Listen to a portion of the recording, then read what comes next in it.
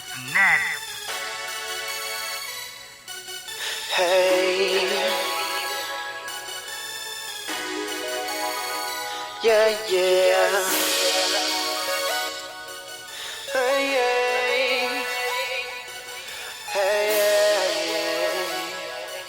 hey. Want to welcome everybody to the 110 Nation Sports Show. I am your host, Mr. CJ Sports. You can follow me at CJ Sports 1. You can follow the 110 Nation at 110 Nation. Glad to be here on this Thursday night, a historic night here in the 110 Nation, as we're doing something we've never done before. Here at the 110 Nation, we are going to merge shows at different parts. Well, at one part of the show anyway.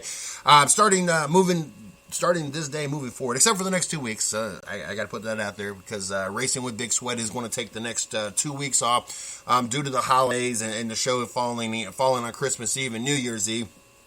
But moving forward, what we're going to do is I'm going to kick off your show, the 110 Nation Sports Show, just like I normally would.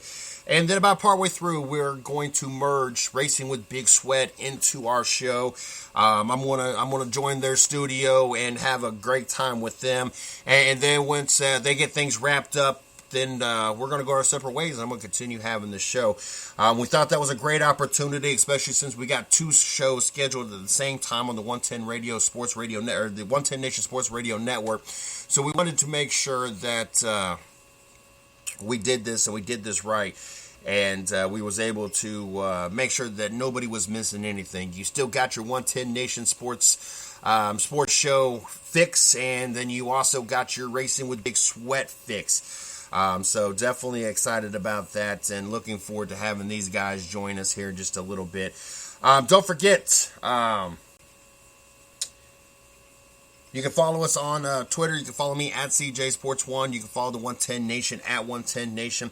You can check us out on Facebook. You can check out my fan page, Mr. CJ Sports. You can check out the 110 Nation's fan page, 110 Nation Sports. Also, don't forget to check out our blog site, www.the110nationsports.com. Don't forget to check out our company site, www.the110nation.com.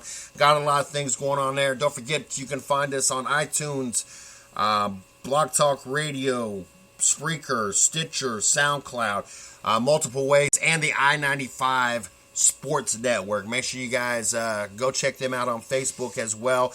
I'm glad to be a part of their network and looking forward to being on their network for many weeks and months and years to come. You can find us on their network from 10 to noon every day, so glad to be part of that. I got the opportunity, about a week ago? A couple weeks ago? How long? A week ago. Maybe it was a week ago. Maybe it was last week. Might have been the beginning of this week.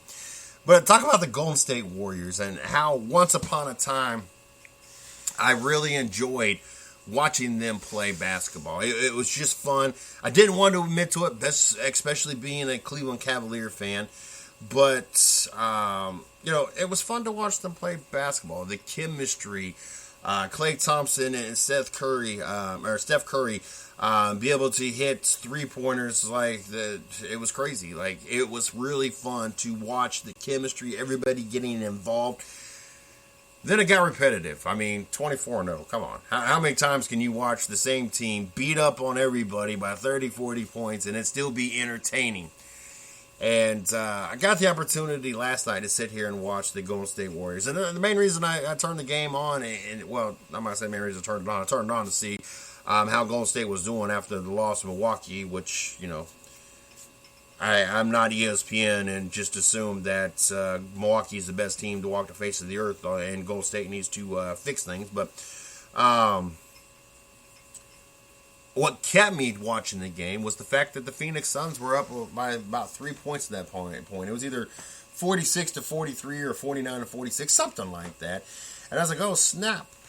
We got a game. I'm going to watch a game that's going to go back and forth. This is great. Yeah, that didn't last very long. The next thing I know, I see Golden State up by 40 points, and it was no longer as fun to watch. As a matter of fact, I don't think I made it halfway through the fourth quarter as the game got out of hand. Klay Thompson scoring 27 of his 43 points by the fourth quarter. In the third, I know that Steph Curry and Klay Thompson had scored a combined 68 points versus Phoenix's entire team scoring 65 points. Like I said, it was fun to watch at first, and it was ridiculous how well they played together in the chemistry. But then it just really got to be the point that, what's the point? They're pulling the starters out. This is no longer a fun game to watch. Phoenix looks like they don't even know the fundamentals of basketball. It just got real ugly real fast, and no longer was it a fun and entertaining game to be watching. And I'm sorry, I had to stop. I had to change the channel. I was no longer entertained with it, and I know that's sad, and that's the way not the way I should be about it, but it was boring. And it's sad to say that, but it was, and so I don't know. But anyway, as promised, we got Racing with Big Sweat, hosted by Steve Billmyer. Normally, I'm on that show on Thursday nights. Normally, that's my forte. Usually, I hang out in the studio. I let them know when the callers are coming in. Usually, 2, 3, 4 guests a show. We have a great time over there, and it's fun. And looking forward to tonight. Usually we have Chris, Yellow Caution Flag Creighton, in the house with us. He's had some stuff come up, so we have a new guy stepping into the studio with us tonight, Damien. Looking forward to be able to see what his knowledge is on the sport and what his life experiences are, and just looking forward to the opportunity. But once we merged everything, once we went to 5 days a week, because now that we're on the I-95 network, we needed to make sure that we have 5 nights a week covered, 5 shows covered a week for them. So in order to do that and work around my work schedule, watching the children's schedule, and everything else we have going on, the show had to go on the same time as it does every other night. Plus, I don't want to have one show a week in a different time slot. So we had to go from 9 to 11. And unfortunately, that overlapped us. We moved the show off of Blog Talk Radio, because normally the show's on Blog Talk Radio for the 110 Nation Sports Show. But we moved it over to the Spreaker because until we got everything loaded today, and finally, this evening, we still couldn't take phone calls. Now you can start taking phone calls on Spreaker, which is really cool. So we don't really have to sweat that as well no more if we don't want to. But in order to participate in both shows that I'm dedicated to, and it not bump heads and divide our listenership, what we decided to do, and it was in our best interest. Like I said, we've been talking about this for a little bit anyway. Trying to find a way to make it so we can continue having the shows more in the week. Like I said, looking forward to and excited to having it merged together. But Steve, you don't know who Steve Billmyer is. This man's been around the sport for 25 plus years. He crew chief Tim Ritchie, crew chief Jeff Bodine, crew chief Jimmy Johnson. He's crew chief and been a part of a lot of people's lives in the sporting world and NASCAR too. So definitely looking forward to having these guys join us. Their show's getting ready to kick off here in a second, so we're getting ready to plug them in. Glad to have this opportunity. Looking forward to many more shows. Of be able to merge both of these together and have fun with it. So without any further delay, let's go ahead and get these guys in. Let's get this show merged. Let's get this thing done. Let's get these guys into the studio. Howdy, race fans. How the hell are you? Glad you're tuning in to our final show of 2015. This will be this year's last episode of Racing with Big Sweat, and I'm your host, Steve Big Sweat Billmyer. Here as always, here to have a good time and talk some racing.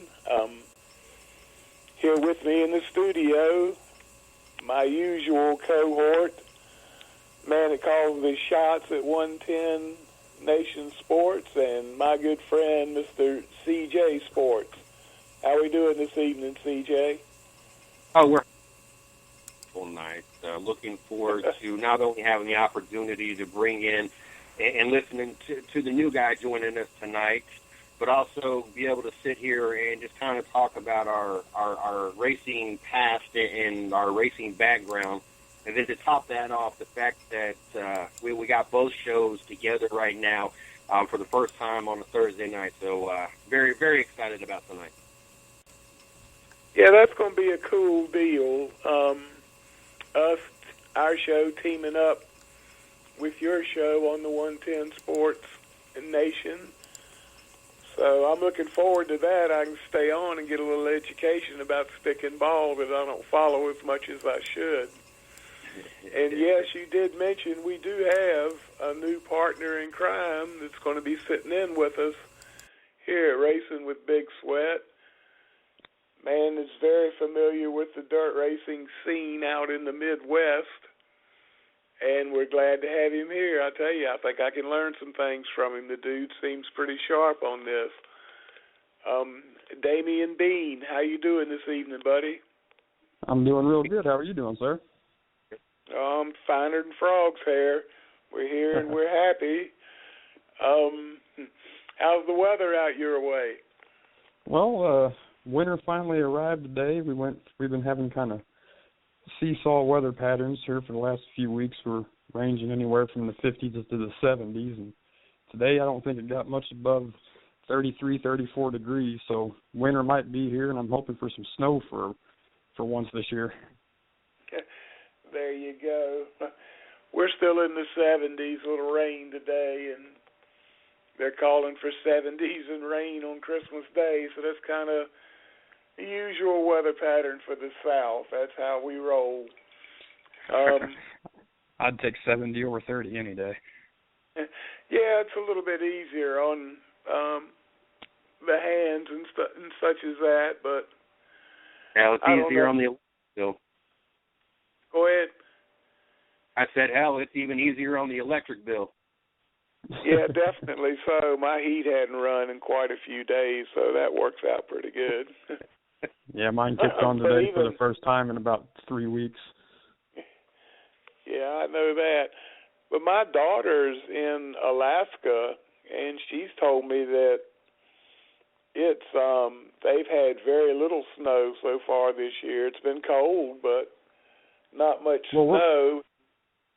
If they don't get much snow, we're locked into what's called a La Nina pattern right now. So the sea temperature out off the west coast is running above average, and that jet stream comes over us, picking up that warm moisture, and it's bringing up temperatures, across the country. That's been the reason it's been so mild this winter. So I'll take it any way I can get it. Yeah, kind of makes you want to go ahead and start racing now. Go ahead and get the season started. But then again, here in the South, January and February are usually the cold, occasional snowy months. I saw where you're a track announcer. Where do you work at?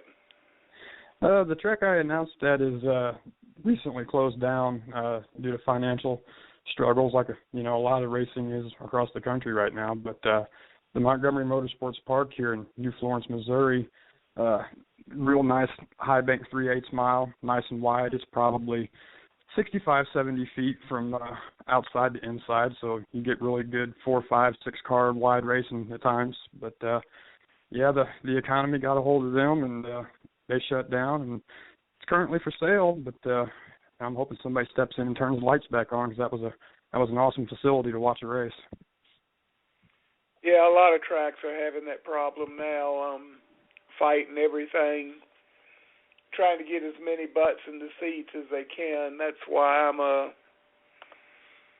outspoken anti-cup race on Saturday night type dude, because I don't know much about how it is in other parts of the country, but here in the Southeast, if the Cup race is on Saturday night, nobody comes out to the local tracks on Saturday night. Everybody's either at the Cup race or they all get together at somebody's house and have race watching parties, but they won't support a program at the local short track, so none of the short tracks will schedule a show on Saturday night opposing the Cup shows.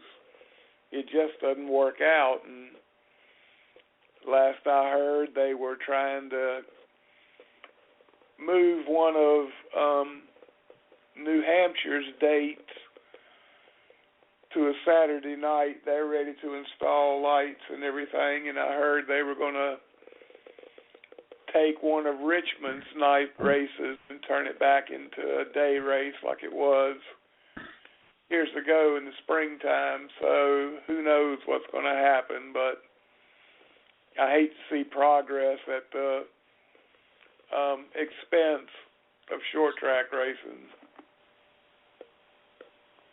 Yeah, we've definitely had enough problems with fan count being down and car count being down across the board pretty much everywhere you go. And, yeah, like I lived in the Southeast for a little while myself in the Charlotte area, and, you know, what you were just saying hit the nail right on the head. You know, it would be a better deal if maybe some dirt tracks, you know, would schedule a race with, you know, in conjunction with a Cup race, get a couple of the guys to come out there, and because a lot of, you know, NASCAR guys, you know, have history, you know, in dirt racing, so it wouldn't be, you know, a lot of these guys still go out and play in a dirt car on their weekends off. So, you know, that would be a good way, I think, to maybe get some fans in the seats at your local short tracks, is start running a little bit more of these races in conjunction with the Cup races.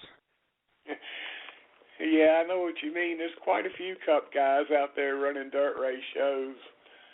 The guys that don't go to the track, that stay home on the weekends. I had a buddy of mine that I worked at Hendrick Motorsports with, Michael Trevette, and Michael would tell you the only reason he worked Monday through Friday was so he could race on the weekends. And if he couldn't race, he didn't want to work. I mean, that was the only reason he worked. But we went. I had a weekend off, and I went with him one Saturday evening,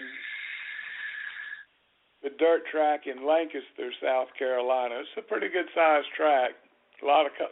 It's close to Charlotte, Concord, Mooresville area, so you get a lot of the Cup guys that race dirt track on the weekends would show up there.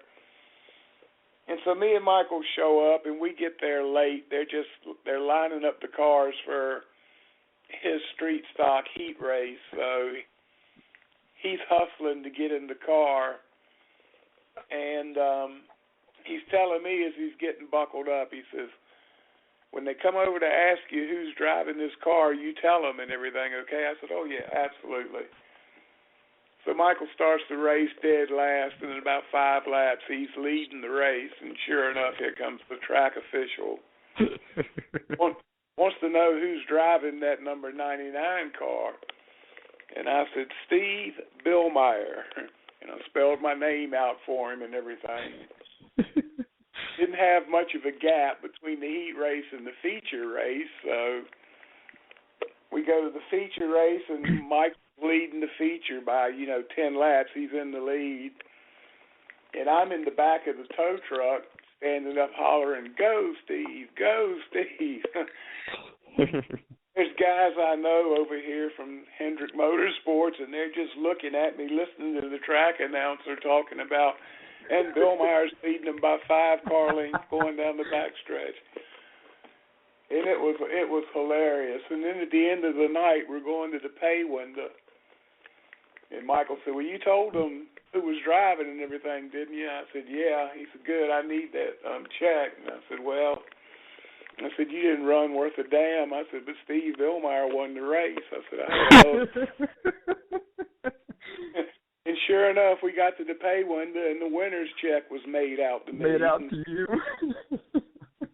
That's great. So my race record is 1-0. I've ran one race from the back of a pickup truck, and I won it. That's in the extent of my dirt racing career.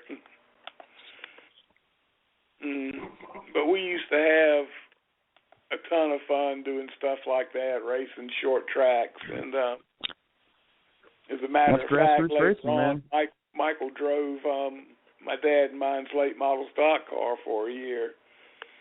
So we all kind of stay connected.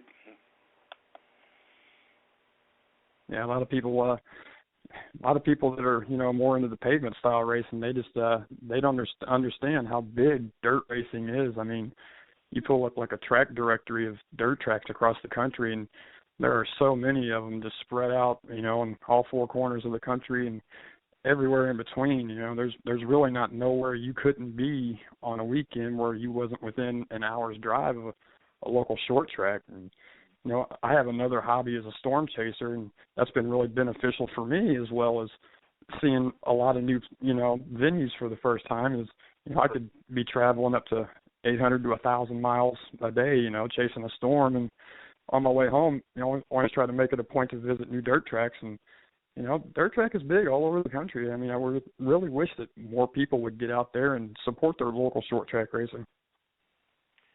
Yeah, I never really realized just how big dirt track racing was, because I've always been an asphalt guy, and that's pretty much the racing I followed. And I knew of some dirt tracks, local dirt tracks, but I never really sat down and realized just how big dirt track racing is in the Midwest.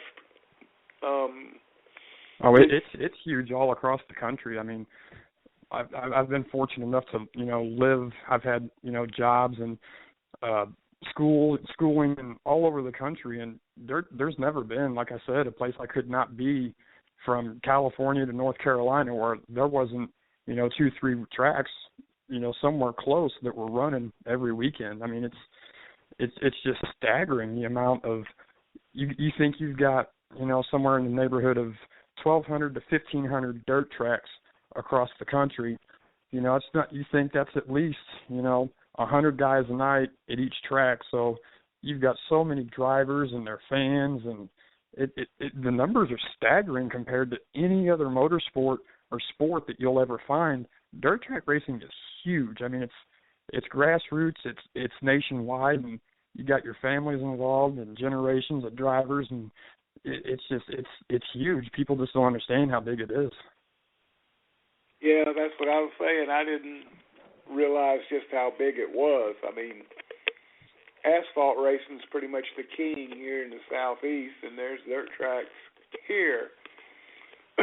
But they don't draw the attention or the crowds that they do, on a weekly show out in the Midwest. I mean, the dirt track race the dirt track at Charlotte draws good. When the sprint cars and dirt late models show up there, that's a pretty big deal. But Cherokee, South Carolina is another place that they show up big, but it's kind of a selected number of real good dirt tracks. Right. My bucket list would be to spend 2 weeks in the Midwest during the summer in a motorhome, just going from track to track for a couple of weeks and visiting as many tracks as I could.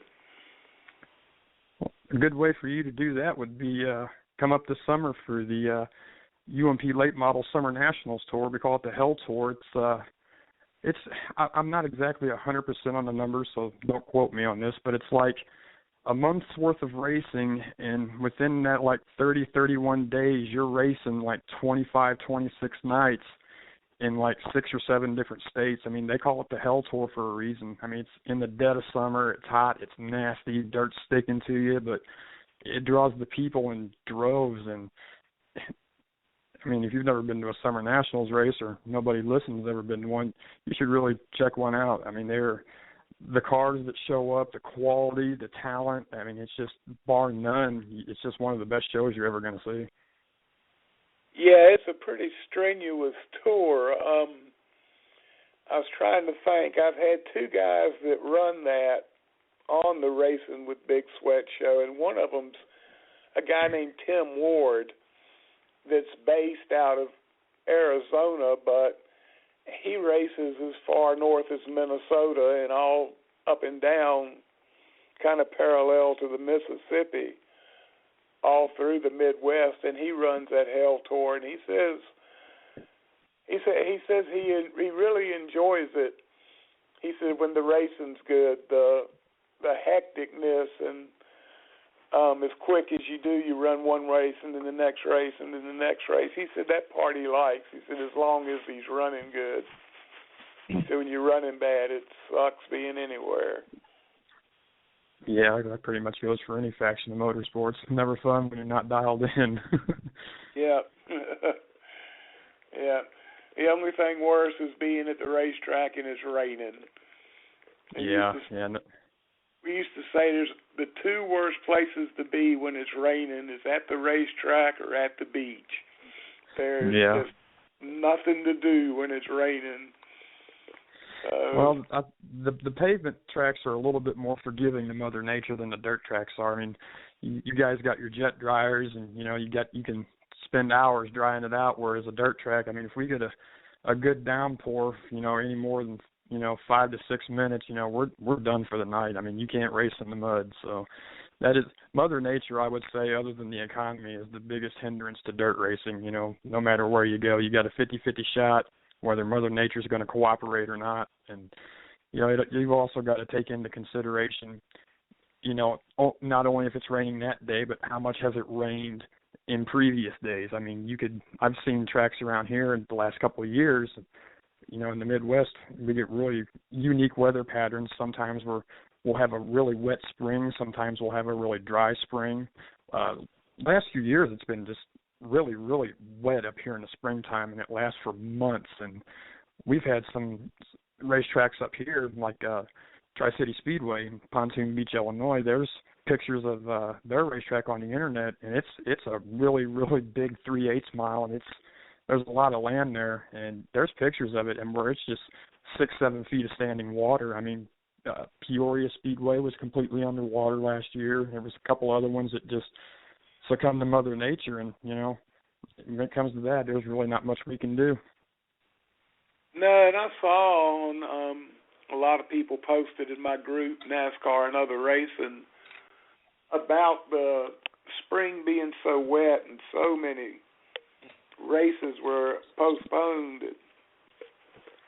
People were sitting around for 3, 4, 5 weeks, waiting for dry Saturday so they could run. And it is a little bit easier on the asphalt tracks. We don't have jet dryers though. We have like 9 truck tires chained together. You drag them around behind the wreckers, and that's how we drive the track down here. Sometimes you can get it dry. Sometimes it just rains you out. There's nothing you can do about it. But I guess when it hits y'all, that's what they're talking about when the track is heavy, I assume, when it's wet like that.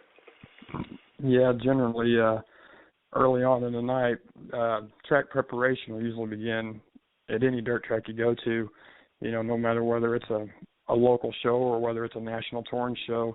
They'll groom the track all week long. They're out there grading it, throwing water on it, depending on how much rain they get throughout the week. And race day, usually, depending on the size of the track, somewhere between 3 to 4 hours before, cars are set to qualify or do hot laps or whatever, they'll go out there and work the track, water it down, and it's usually heavy as, like you were saying, it's a heavy track where you got a lot of moisture in it. But the thing with dirt track racing, even though it's dirt and not pavement, pavement, throughout the day, hot, cold, affects the grip and everything on the track. Track conditions are just like that in dirt racing too. They're always changing. As you get more cars running more laps, it'll start to dry out that track, and it throws all that moisture up to the high side and creates a little bit of a cushion that could be anywhere from 2 to 3 inches tall to, as I've seen them at Jacksonville when the sprint cars run there, go all the way up the wall. So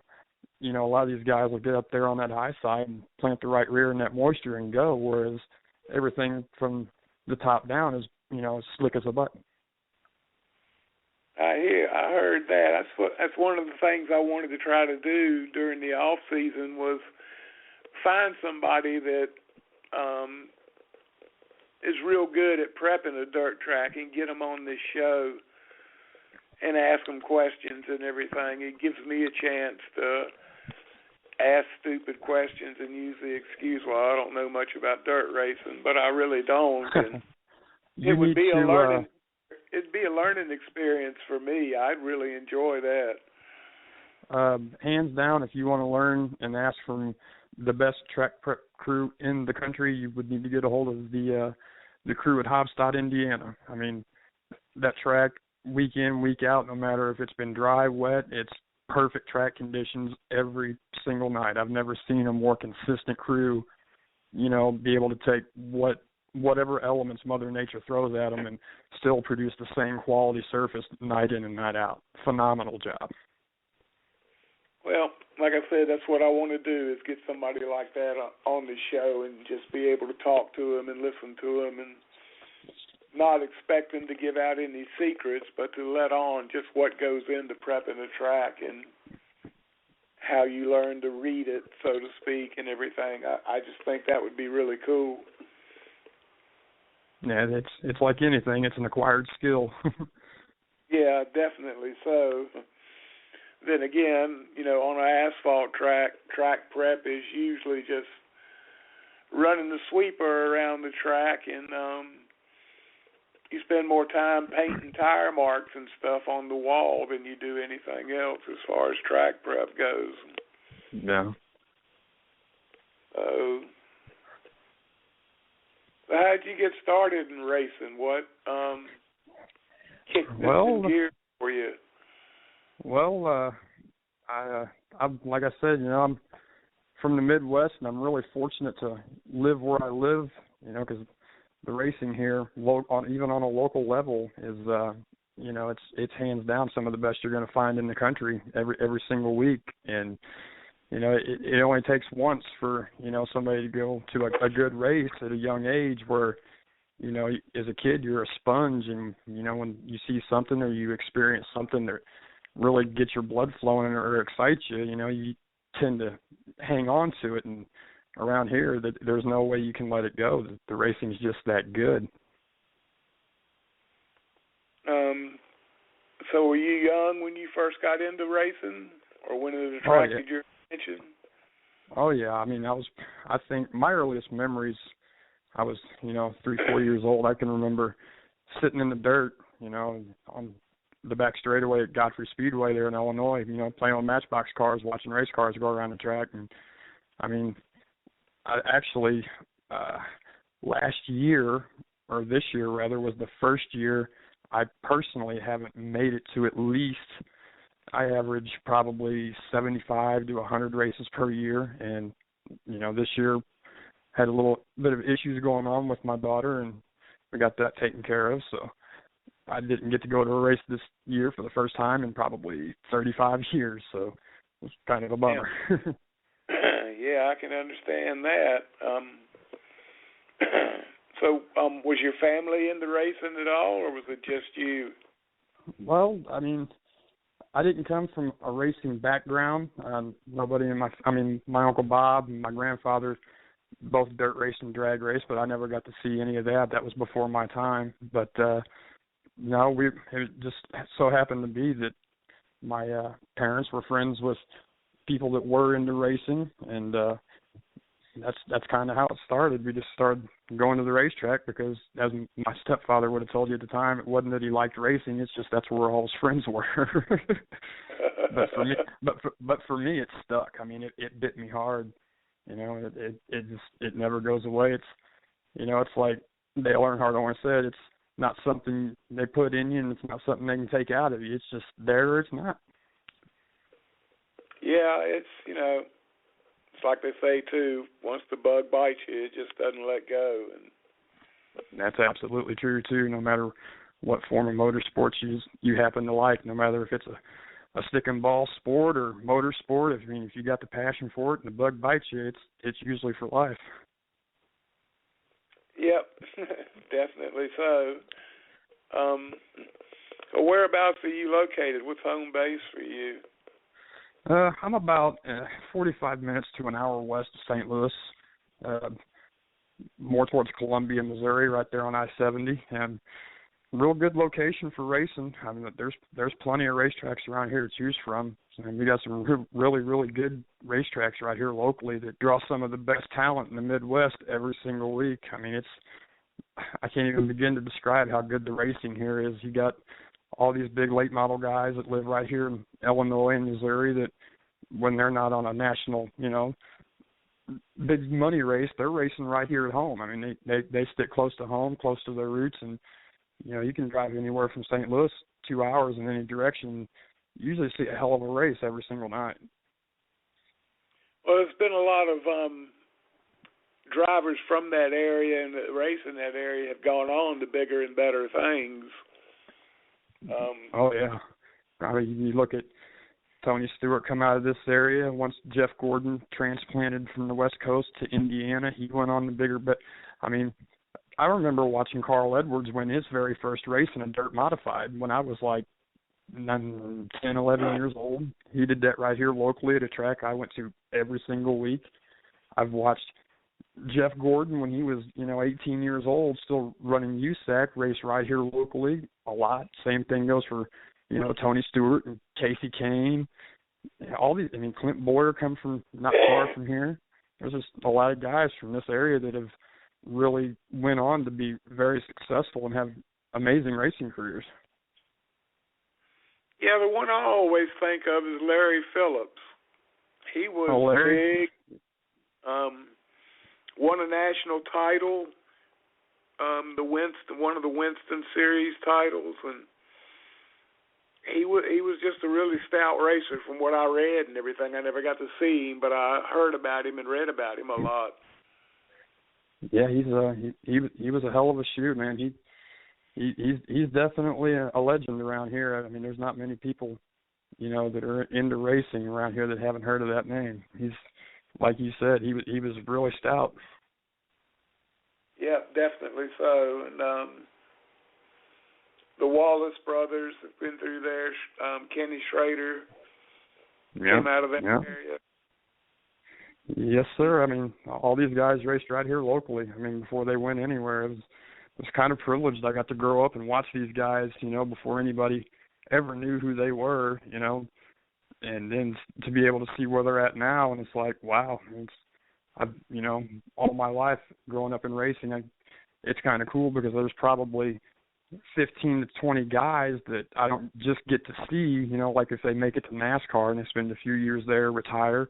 I mean, I've been watching guys like Justin Allgaier. I watched him race dirt late models here with the big boys when he was a kid. The first time I met him, he was standing outside of his car with his driver's suit on, and he was so small that the arms of his driver's suit drug the ground behind him as he was walking. Jesus. Well, that's pretty cool. It makes me think of one of the guests we got lined up for our next show, January 7th. I saw scanning through Facebook one day, I caught a glimpse of an article about the world's youngest racer. And it was this tiny kid in a go-kart, and he was 2 years old or something. I didn't saw read that it. picture. I just kind of skimmed it and went on. And I got a friend request from this guy, and I friended him, and he was already in the group. And we got to chatting, and come to find out, it's this dude's son. And the son is 2 years and 9 months old and races a go-kart. I'm still checking to make sure this is true because 2 years old seems way too young for me to drive a go-kart, but man, that's I'm a lot trying of to responsibility. verify this. And hopefully, if it's true, we're going to have the guy on January 7th. So I'll keep y'all posted. 2 years old. That's just incredible to think about. I mean, the first question that comes to my mind is, I mean, what did his father see, or what happened that made him think that his son could manage it? Because I saw the picture, and it's not when people think go-kart, they think a little cart that their kids are putting around in, but he's got a legitimate racing go-kart. And the thing that caught my attention about that picture is the kid sitting there in the car without a helmet with a pacifier in his mouth. Same thing caught my attention. I couldn't believe it. In his fire suit and everything, and got a pacifier in. Did you happen to notice, too, that he had that look of pure focus and determination on his face? He wasn't all starry-eyed like normal kids looking around with, their imagination. That kid was focused. Yeah, but I'm like you. I'm going to ask his dad, what made you think your 2-year-old son could drive anything? Yeah. Other than a Hot Wheel on the carpet, that's about all he's going to be able to drive. When I was 2 years old, I was pretty much just picking my nose and kind of walking around. Here's this kid's out racing a go-kart. So, like I said, I'm going to try to check into it some more, and if it comes up solid, we got him lined up for January 7th. I'm going to dig around on the internet and see if I can find some kind of video and see if we can get some video evidence of this, and because I kind of like to see that. It's still just, I don't know. My little girl's 4, and I got plans for her to jump in a quarter midget, but 2 years old, wow. That's even if I had a 2-year-old son that showed an interest in cars and everything, I still wouldn't strap him in a car. I still wouldn't strap him in a go-kart. I mean... Yeah. And the thing about it is the go-karts that we're talking about here, folks, it's not one of the ones that has a full enclosed cage to protect the kid like a quarter midget or something like that does. This is an open go-kart. I mean, I don't even think there's lap belts in those cars, because I've driven quite a few of them, and I've never come across one that had a seat belt in it. So... I've got some questions. Yeah, and don't get the wrong idea, people. This father and son duo lives in Italy. They're not in the United States. I don't think anywhere in the United States would sanction you racing your 2-year-old son in a go-kart class, but in Italy things might be different. I don't know, but we're going to try out anyway. And don't get the wrong impression, folks. I'm not saying that I think there's bad parenting involved or anything like that. It's just if the little man can legitimately go out there and wheel that car, hey, great, I'm all for it. But man, like I said, I have to know what it was that made him even think putting my kid in this car. Yep. I just can't figure it out, but... You know who we haven't heard a peep out of this whole time, don't you? Who's that? The other man here on the line with us. Hasn't said a word. My buddy, sports. I'm listening to you guys.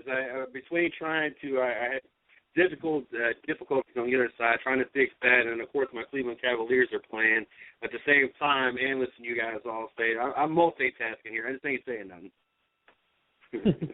Yeah, he's producing our stuff, and we're in the process of being picked up by a larger network and broadcast to more stations. So another thing, when we come back after the first of the year, we'll be bigger and stronger then, and we'll try to have more going on for you here on Racing with Big Sweat. Tonight would be a good night if you just want to call in and make a comment about what we're talking about, or if you just want to give a shout-out to somebody, your cat or your grandmother's cat or something like that. It doesn't matter who. But if you call in, we'll send you some of the great tasting, all-natural seasoning blend called Snafu Seasoning. This is some good stuff, and you need to try it. And if you want to try it, all you got to do is call in and just say, hey, and that's all it takes. Leave us your name and address, and we'll send it right to you. So call us at, the number is 718-664 9861. I get lost because I'm trying not to sound like a redneck. You know, you guys are talking y'all about can understand what numbers I'm saying. I'm trying to help y'all out. When you guys were talking about the 2-year-old, all I could sit there and think the whole time is the fact that, you know, I have a daughter from the prior relationship. She's not biologically mine, but she's mine. And, you know, I've known her since she was 2 years old. And then, of course, I got a 9-year-old son, and then now I'm in a current relationship that has a 4 and a 5-year-old that they were 2 and 3 when I met them. And the only thing I can sit there and think to myself is 2 years old. I know what all 4 of these kids were like at 2 years old and how they were unable to basically walk from one end of the house to the other end without tripping on themselves, tripping on something, running into something, smacking their face on the ground. Exactly. So to know that I've experienced with 4 kids, and to try to imagine a kid that age out there in a go-kart and keeping it on the track. I couldn't imagine the 4 and 5-year-old that live with me now. Imagine them taking a go-kart and keeping it on the track.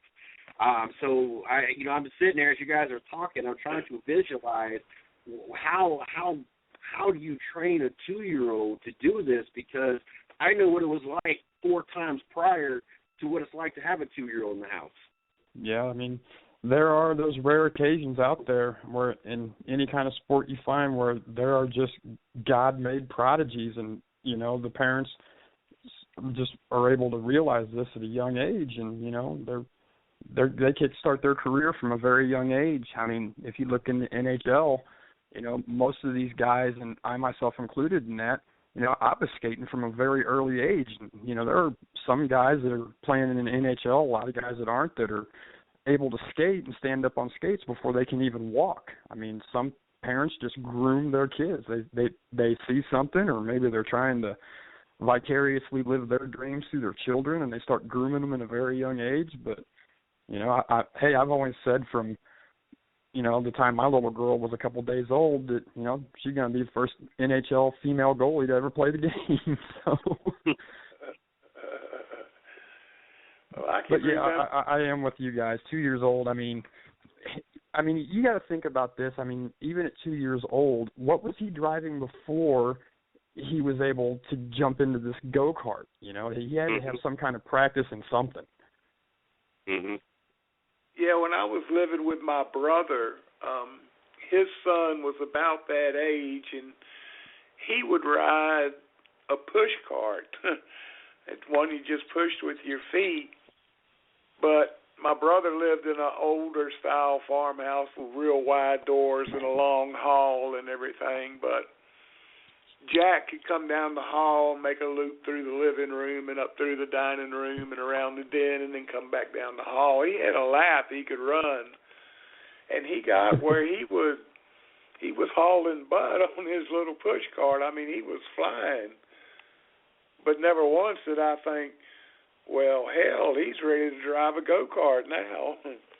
I mean, thought just didn't cross my mind, and I want to find out what made this guy think, you know, my son can drive. I don't know. I guess we'll find out.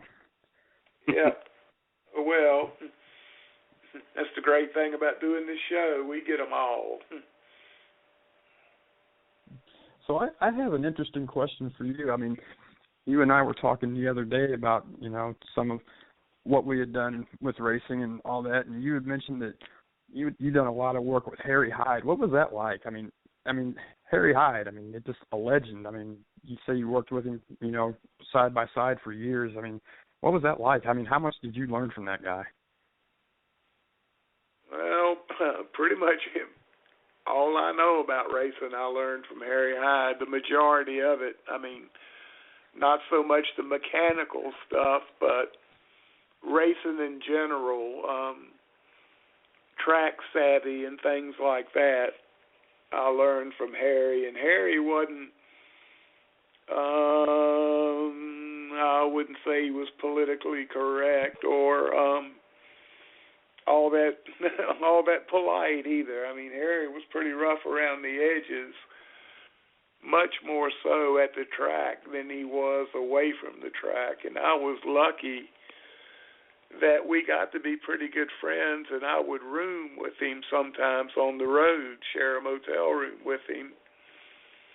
And at the track, it was nothing but yes, sir, no, sir, and do everything his way. But get back in the motel room, and I could ask him then, why did we change that spring, or why did we do this, or why did we do that?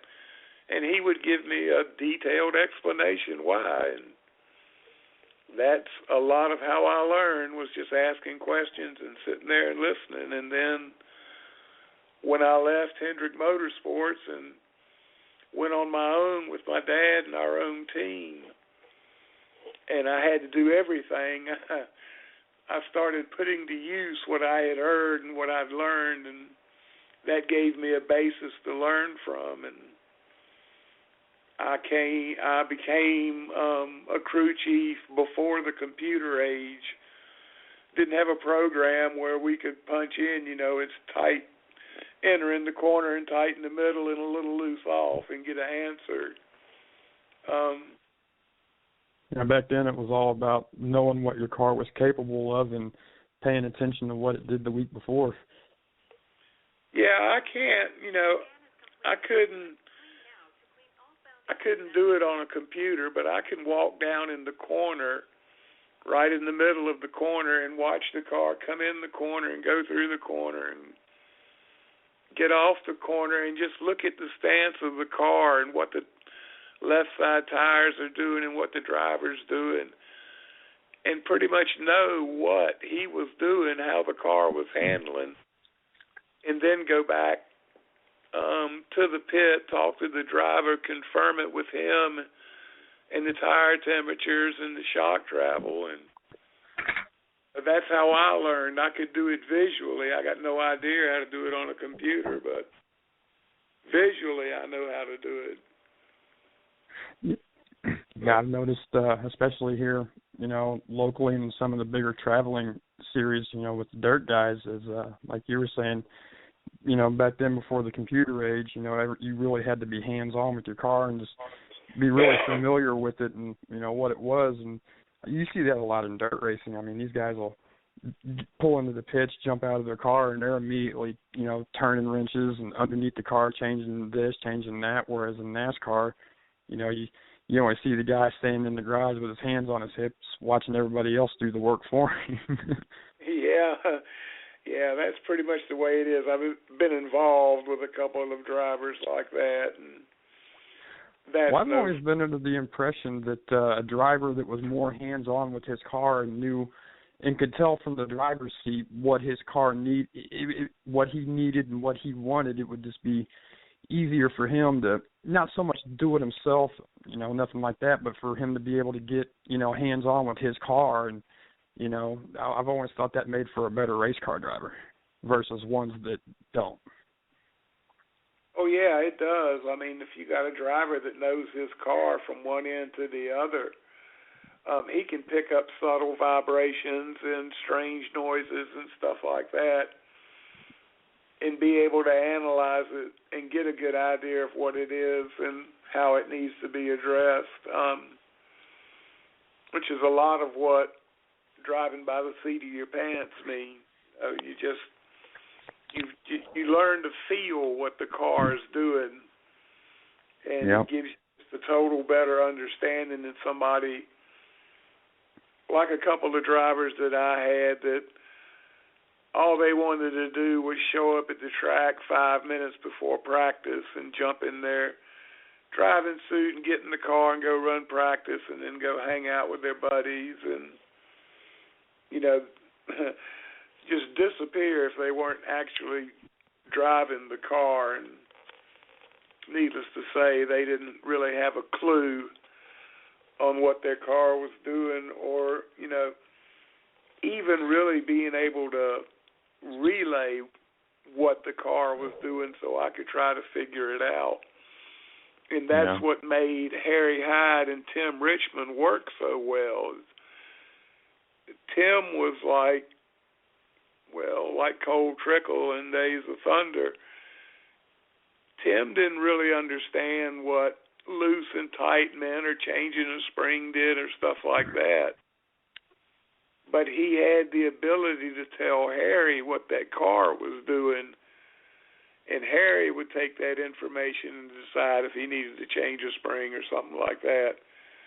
Yeah. I remember distinctly one time when we were at Charlotte and Tim had gone somewhere while we were working on the car between practices, and he came back and Harry was explaining to him that we had changed the spring and why we did it and what the car was going to do. And Tim just kind of held his hand up and interrupted him and said, Harry, if you'll just make it turn at the end of the straightaways, if you'll just make it turn left, I'll take it from there. And that was pretty much his racing style. Harry could do anything he wanted to, just as long as that car would turn left at the end of the straightaway. And that was all Tim needed. Now, you mentioned Cole Trickle there. You had told me the other day that you did some work on the movie Days of Thunder there. What was your role there? Were you like a consultant or something like that? Yeah, we were listed as technical advisors, but our biggest job was I was working at Hendrick Engineering at the time, and we built 5 race cars for that movie, full-on race cars that we used to get in-race shots and stuff. And all the other cars in that movie were show cars that were bought from other teams and everything, and reskinned to look like newer model cars and stuff. But our biggest job was keeping the stunt drivers out of those 5 race cars. They just knew if they could just get in and show somebody they could really drive a race car, that they could be better than Dale Earnhardt Sr. Oh, Lord. Yeah. So Greg Sachs would drive those cars in the camera shots they needed and stuff for the movie.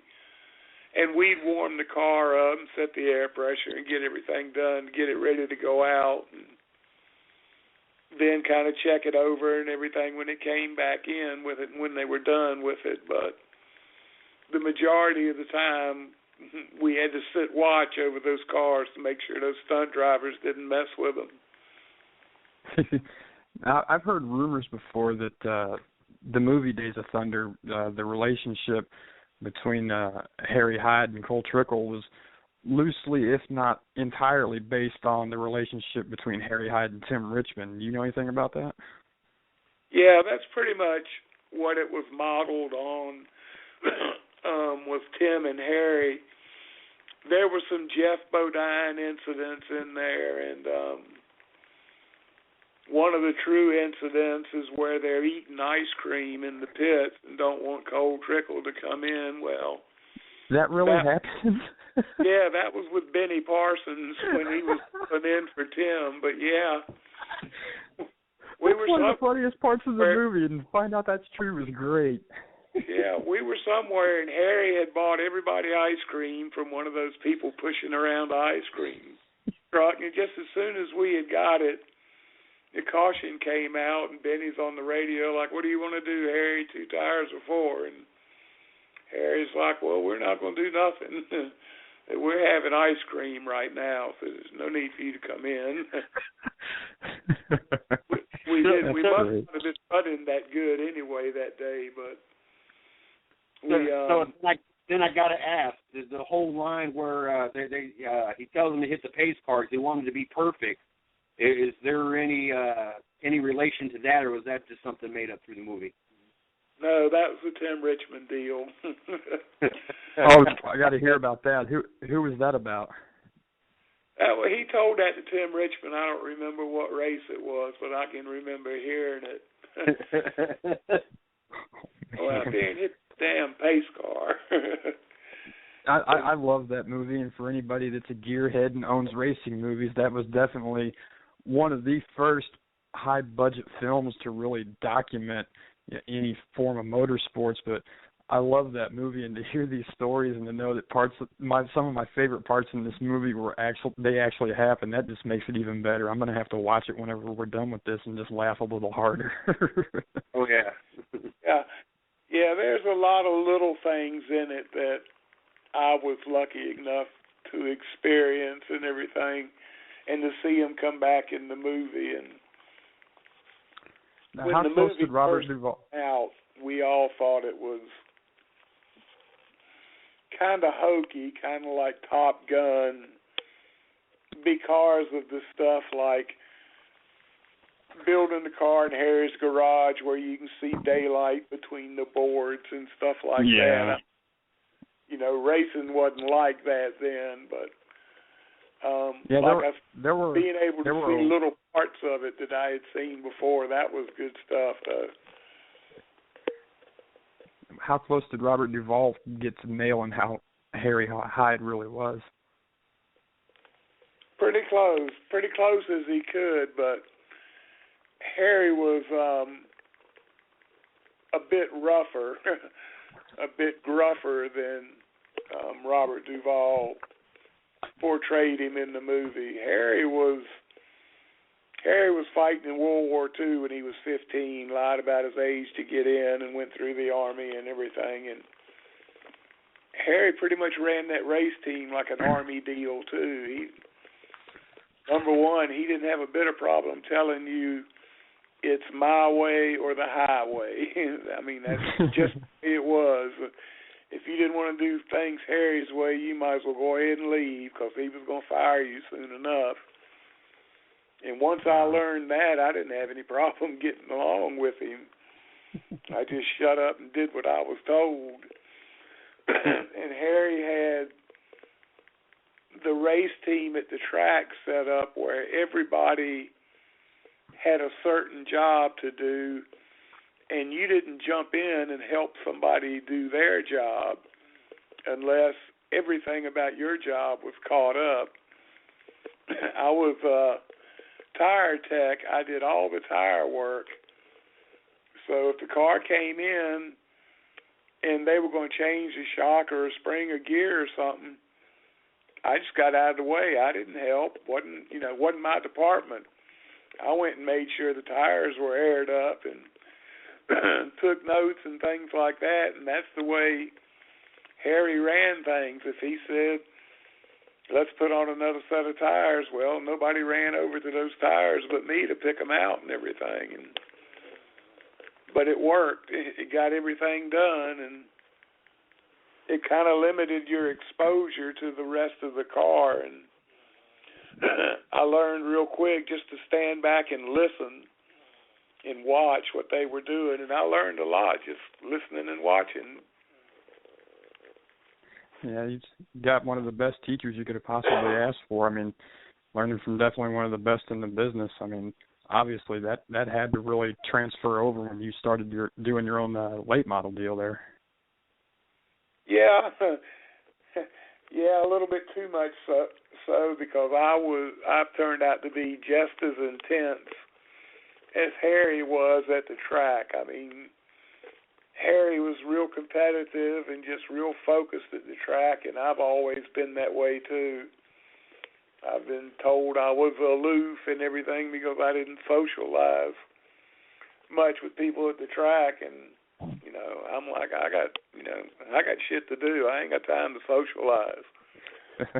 I'm not here to make friends. Yeah, exactly. Mine are right over here in my truck. So, but that's just the way, that's just the way it was. That was the way I learned to do things. And I got real lucky because Harry was way ahead of everybody else as far as tires and how tires worked and everything you needed to know about tires. Harry pretty much had experience with. Back then, Goodyear had to beg teams to go do tire tests. Nobody wanted to do a tire test because you're out there all day and it's kind of boring and yada yada yada. We went on every tire test Harry could get us on. Anytime there was a Goodyear tire test, we would volunteer to go because Harry looked at it like, well, they're testing tires for when they're coming here to race. I might as well work on my setup while I'm here. Yeah. And plus, it gave us a little bit of an advance on how the tires were working. It really helped me. It got me closer to the engineers, and I got to talk to them a lot at the track and everything. So being the tire man and working with Harry really helped me learn real fast about tires. And and on any kind of pavement racing that you do, man, the tire guy, that's the one I always felt the most sorry for because, folks, you got to understand when you're out in the middle of the summer, and that asphalt's 140, 150 degrees, and these guys are flying down the straightaway and getting hard on the brakes down in the turn. When those tires and wheels come off that car, they are so hot, and you immediately have to check your pressures, look at your tire wear, look for punctures, any kind of discrepancy with the tire. You can't sit and let it cool off. It has to be done immediately, and those poor guys that sweat on any asphalt team that do tires y'all got my respect. Yeah, and that's the thing about tires on asphalt cars. You get the tire temperatures when the tires are the hottest as you can get to them. And you learn to read the tire temperatures, and they'll tell you everything the car is doing. They'll tell you whether the car's loose or tight or whether it's plowing the front end and the corners or what the car is doing. And, that's the big thing. If you're the tire man, you have to deal with them tires when they're hot. But you just kind of get over it. You learn to deal with it, and that's just the way it is. All we had then, now they have special gloves and everything that are heat resistant and all that. And all we had were baseball batter gloves. So they didn't keep the heat out very much, but they were better than nothing.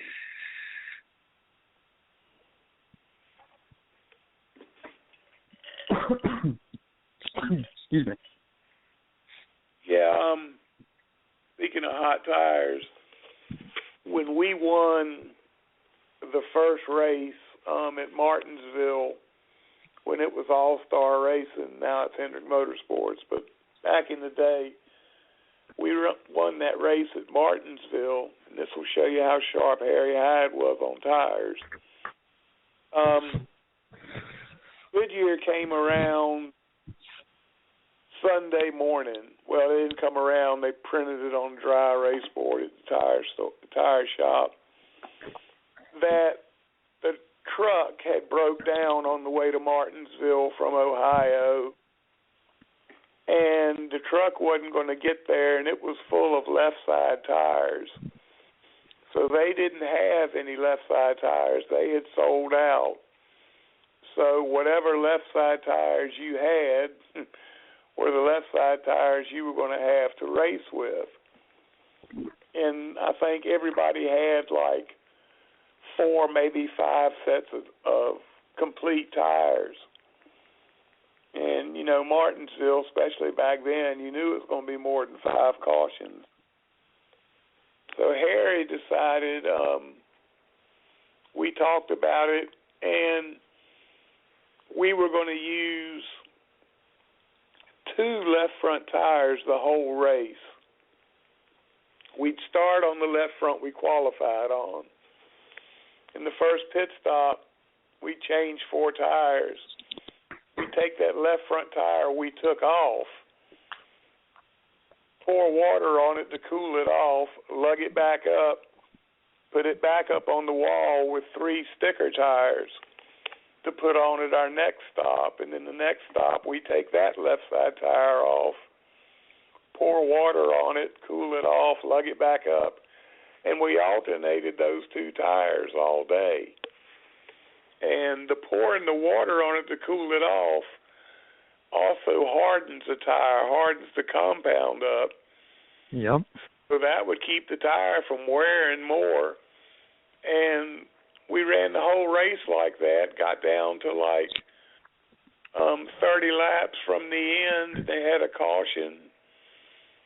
We all come in, and everybody else, all they can do is put on 2 sticker right side tires and 2 scuff left side tires that they've already run.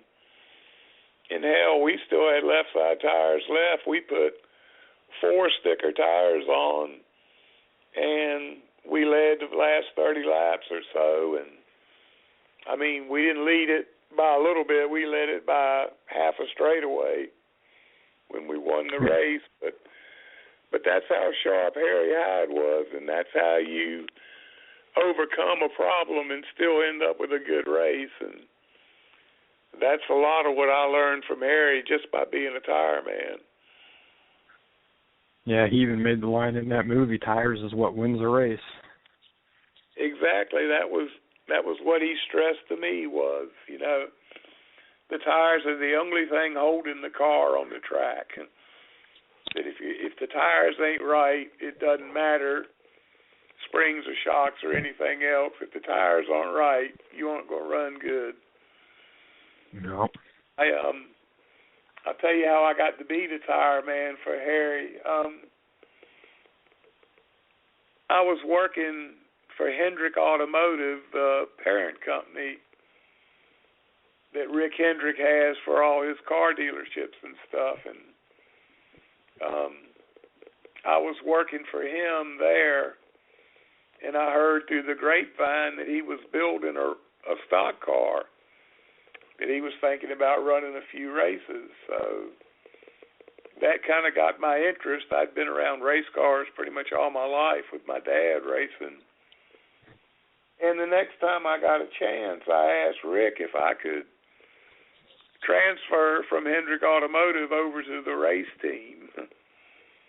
And he said yes. So I was the 4th person that went to work. Then it was JRH Racing, and then All-Star Racing after that, and then Hendrick Motorsports. But I was the 4th person there.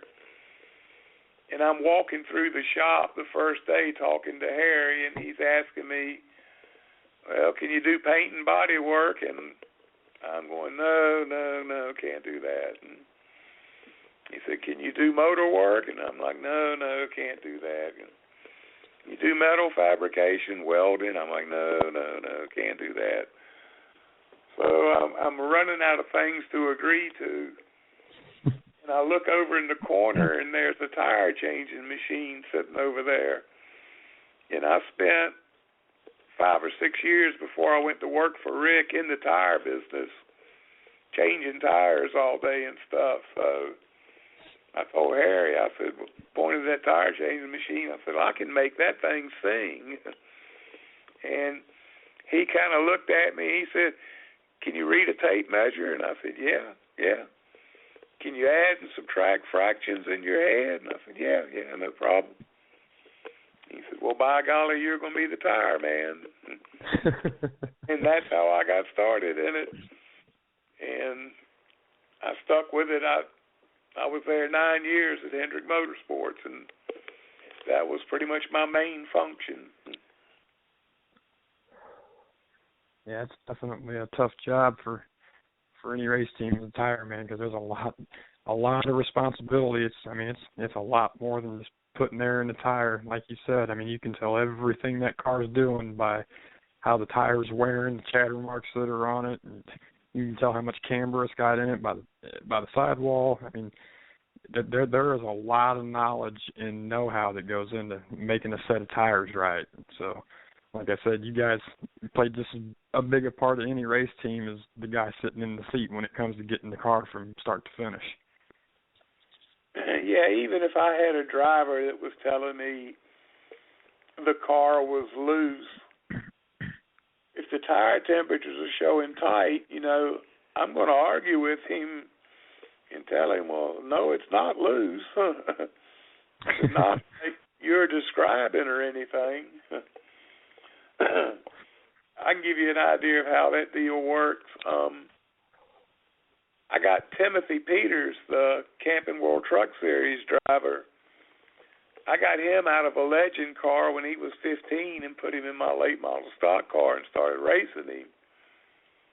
And Timothy, being new to racing and everything, but having a hell of a lot of talent, was doing pretty good. And we had gone to Myrtle Beach for a big late model race they used to have down there the weekend before Thanksgiving. And it would draw 110 cars on up to try to qualify for 36 spots in the race. They only took 20 on time. So it's pretty stiff competition. And here I am showing up. My driver's got to have his mom and dad drive him to the racetrack so he can race. He's not old enough to get a driver's license yet. And we go down there, and we end up, we're working on the car, and he's hollering, it's loose, it's loose, it's loose coming off, it's loose. And we keep tightening it up, and he says it's not changing or anything, and we do something. And I walk down in the, I was closest to turns 1 and 2, so I walked down the apex of 1 and 2 where I could see him. And he'd come down into the corner, and by the time he got to the middle of the corner, that white piece of tape that drivers put at 12 o'clock on the steering wheel to know when their wheels are straight ahead, you couldn't see it. He had the wheel turned so far to the left because the car was so tight that when it finally did turn, it would whip the back end around, and he felt, like it was loose. Yeah. We got that figured out, got the car loosened back up, and he qualified 19th out of, 115, 116, 17 cars. Never seen the track before. Didn't have iRacing or anything then where he could practice. But he just showed up and put his foot in it and did what he had to do. We had a pretty good time there. One of the best times I had with Timothy, as a matter of fact. Yeah. Now, I know you had Jimmy Johnson drove his first NASCAR race for you, too. I mean, could you tell with him right away that he was going to go somewhere? He had good instincts and everything, but no, I didn't look at him and think, well, this guy's going to be a 6-time champion of Cup racing. But I think he drove 8 races for us before he went north to run ASA, and had never been in a stock car before, but drove those 8 races, didn't put a scratch on the race car. I mean, never got it in trouble. I think he only spun it out once, maybe twice. But, I mean, he did a real good job. I mean, I could tell he had talent. I didn't know that he had enough talent to be a multi-time champion, but I could tell he had some driving talent. Yeah, I think a lot of those championships really was the contribution from Chad Canals too. I mean, a lot of people, may think, just look at Jimmy Johnson and think that, he's just that good. Well, Chad Canals was just that good too. That was an amazing duo right there. It's probably one of the best we've seen, in history, outside of, Richard Petty and his crew chief, and we've had a couple of guys that have made really good pairings, but those two together it was just magic. Yeah, the thing I've always felt about Jimmy and Chad is Jimmy could come on the radio during a green flag run and tell Chad in a calm voice, Chad, I got a meteor on my hood. And Chad would just come back on just as cool and calm and say, don't worry, we'll fix it next caution. I mean, those guys don't get rattled about anything. Every now and then you'll hear Jimmy lose his cool a little bit with Chad, but Chad will keep an even keel and it'll calm Jimmy back down and everything. Yeah. So, they just work amazingly well together. They've turned out to be a really good team. It doesn't happen very often. I mean, you got guys out there that are proven champions in, some other form of motorsports. I mean, they had to be very, very good at what they do to get to the level that they are now. But, sometimes you could take a driver that is just destined for greatness and, it's kind of like a stick and ball athlete. You could be a number one draft pick, the Heisman winner or something like that. If you don't go to the right team, you're not going to have the opportunity to put your skills and your talent to use, and you're just going to be another one of those guys that everybody just kind of looks at and goes, so the combination has to be right. Yeah, a prime example of that was Darrell Waltrip and Waddell Wilson being his crew chief when they were at Hendrick Motorsports, and there was just, too much ego there. You got two giant egos on one team, and there just ain't enough ego room for both of them. Yeah. And that's the same thing that happened with Jeff Bodine and Harry Hyde.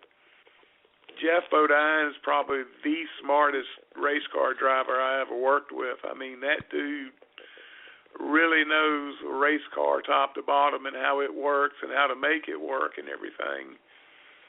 And him and Harry would butt heads a lot over what course of action to take, especially during the race. If Harry wanted to change the air pressure in the stagger and Jeff wanted to put rounds in the spring or something, they'd have some arguments, and I think that more than anything, as much as anything, might have been what got Rick Hendrick to decide to run two teams, just so he could split Harry and Jeff up and not lose both of them. He definitely had the capital to do it. Yeah, but,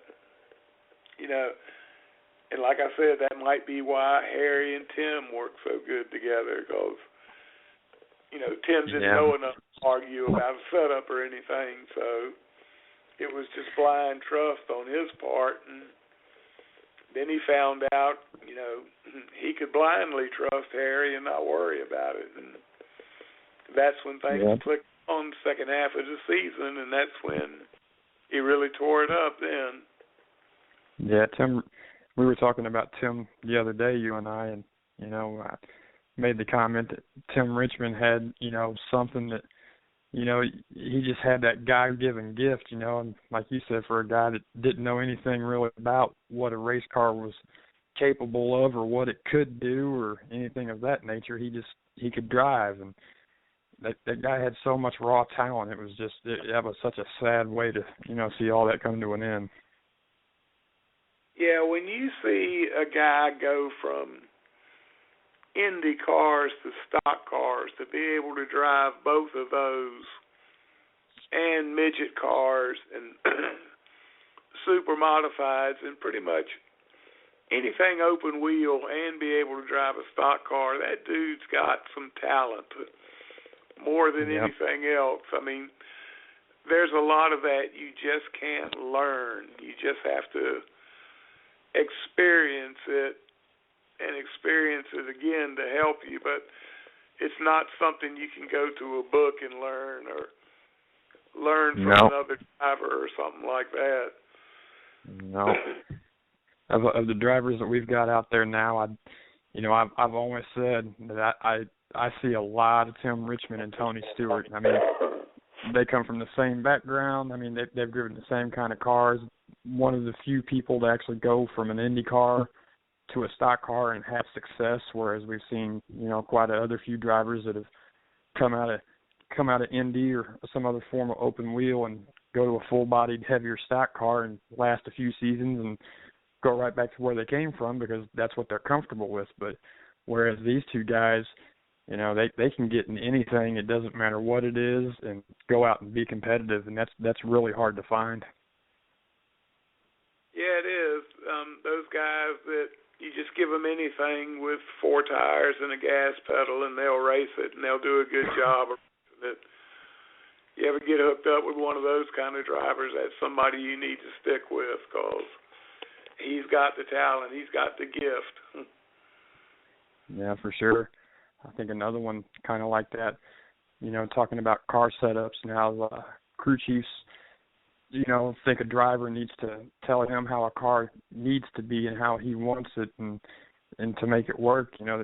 You look at a guy like Kyle Busch, he's another one of them. He can, if the car is not 100% right, if the car is 75%, he'll make up that extra 25% by himself. I remember having a crew chief or a conversation with Roger Bracken. Don't know if you're familiar with him, but he was the kind of guy that he wanted to sit down with the driver, before they even went out to practice, and he would tell the driver, it's kind of like, Harry, it's my way. This is how I'm going to set up this car. All I want you to do is tell me how it feels, and that's hard to find. That's raw talent that is just, you're born with it. You can't get it anywhere else. No, and the only thing, I kind of did something similar like that. I didn't sit down and have a meeting with my drivers or anything like that, and this was another thing I picked up from Harry Hyde.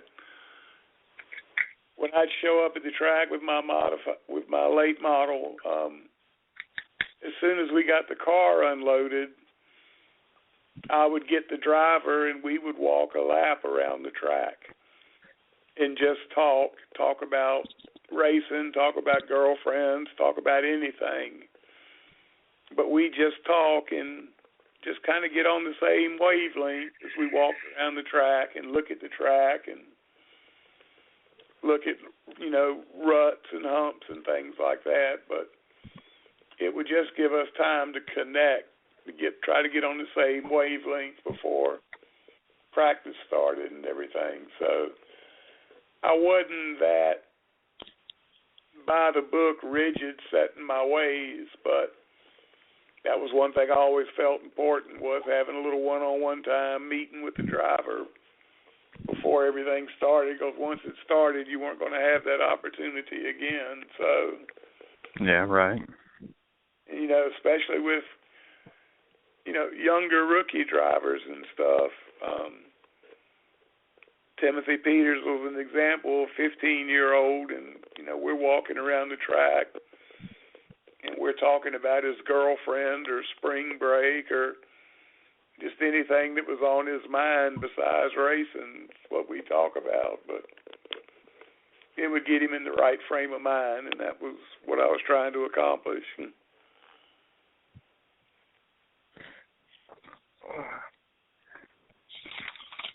So we got the Chili Bowl coming up. What do you think about that? That's another one of those bucket list races of mine. Until I started my group, I didn't realize what a big deal that was. I had heard of it, but I never really realized, up until the past couple of years, just what a show it really is and what it means and everything. Well, it's amazing. I mean, you got for you that don't know what the Chili Bowl is. I mean, it's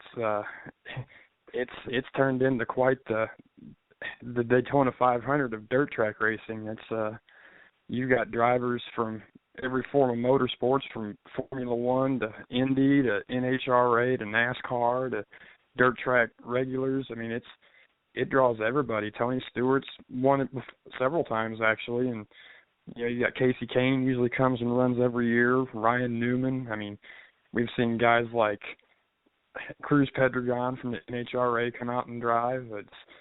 So far this year, I think they've hit around 250 entries, if I'm not mistaken. You got five countries are represented so far.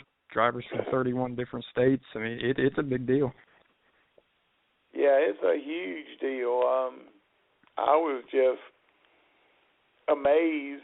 Last year, I really got into it and really followed it. And, just the amount of competition and the level of competition that shows up there. I had heard of it before as kind of a side note with Tony Stewart. They'd be talking about him, and they'd mention that he had won the Chili Bowl, had multiple wins there or whatever. But until I actually started following it, I never realized it was that big. And, yeah, I read somewhere, too, where there was around 250 entries so far. Yeah, and it's so competitive out there year in and year out that I've actually seen races, where Tony Stewart's been there and been expected to win and not even make the show, just be beat out by, a 15, 16-year-old kid that you've never heard of before from, some cornfield town in Iowa. It happens. It's that competitive. Yep. It can happen to you real quick there, but like I said, that's one of the bucket list tracks I've got. I'd love to go down there and spend that week just absorbing the whole scene and watching all the racing and everything. It's kind of like walking into Eldora Speedway for the first time to experience it. It's just one word. It's just overwhelming. I mean, there is so much going on and so many cars, and you could just walk around the pits all day and never even look at the racetrack and just find something new and interesting to see at all times. And the fact that it's an indoor show, I mean, for people that don't know what a midget is it's a little smaller version of a non-wing sprint car, all aluminum, 4-cylinder engine in it, and these things are evil little machines. The throttle response from the weight to horsepower ratio is just overwhelming. As soon as you mat the gas, these cars come to life. And little bitty indoor track, short straightaways, tight turns, and you get a full feature field out there of these guys, and watch them when they start running, and it is amazing. It's like jet planes in a gymnasium. Yeah, it definitely is. And that's something else I need to work on. We need to get a couple of drivers in here that are going to that. And I can make that happen for you, buddy. I got a couple of friends that go down there and race every year. Well, good. I'd like to talk to a couple of them before they go to find out, what they've done as far as pre-race prep and everything, what they're doing to get ready, and then maybe talk to them after the week down there and find out how they did and get them to talk about their experience. That would be a cool deal. Yeah, you talk about their preparations to go. I mean, it's just like the big NASCAR teams. They've got cars that they work on specifically all year long for, Daytona or a big race or something like that. Well, these teams are the same way. They've got 4 or 5 cars in their shop, and there's one of them sitting in a corner just being rubbed with a diaper that's being prepared for this one race, and that's the whole purpose of that car's life, is to go win the Chili Bowl. That's how big this race is. Yeah, it's definitely something that can launch your career. Definitely. So, yeah, let's work on that. Let's get a couple of drivers in here okay. for the show that week and see who we can get lined up and get some info from. Because I like to talk to people that are going to find out. That's how I learn. Yeah. Well, we got a few. The Chili Bowl is the week of January 12th through the 16th in Tulsa, the River City Expo Center. So usually sells out. So if you want to get a ticket, you might be SOL. But MAV TV will be carrying the final night of racing live. So check your satellite and cable providers and check out something that'll probably hook you for life. What do they do on the first night? First few nights they have practices down there, and guys get to go in and, so the thing of that is for them to shake their cars down, make sure, all the nuts and bolts are tight and things like that, to check out the track surface, make sure it doesn't start to pull apart or anything like that, because, this is an indoor facility, and, it starts off as a concrete floor, and it takes them, a couple of days to bring in truckloads full of dirt to even make this possible. I mean, they basically take an outdoor track and they bring it inside. So, but they'll have that first night for practice, and the reason it has to run for so long is you have so many cars that are showing up for this. I mean, you got anywhere from 15 to 20 heat races a night, and you can go have 5 or 6 C mains, B mains before you get to the feature, and they take points from each night throughout the week, and they keep track of the winners and how many points you get, and that's how you make it to the final night of the Chili Bowl. And you go from there. Just to make it to that final night for a lot of people is just a dream accomplishment, because there's been some of the best in the business that don't make it, and it's just, I don't know, it's a week of, it could make you or break you. It could be a dream weekend for you, like you said. Win the Chili Bowls, launch people's careers. Yeah, you like you said, it's a make or break deal, and you can really make a mark doing good and winning there. And like I said, we need to get somebody on that's going down there so I can pump them for more information. I didn't know that about how you qualified through the week and everything. So, see, I learned something. So I appreciate that, and I appreciate you being on and jumping on the team with us, Damien. I'm really looking forward to sitting down and talking with you on Thursday nights on Racing with Big Sweat. I think between the two of us, we can come up with enough quality local drivers to put on some good shows week in and week out. But anybody that's listening, if you know somebody you think should be on our show that deserves a shout out or something like that, just send me a message. Message me at Facebook group NASCAR and Other Racing, or message me at Facebook group Racing with Big Sweat, or message me at 110 Nation.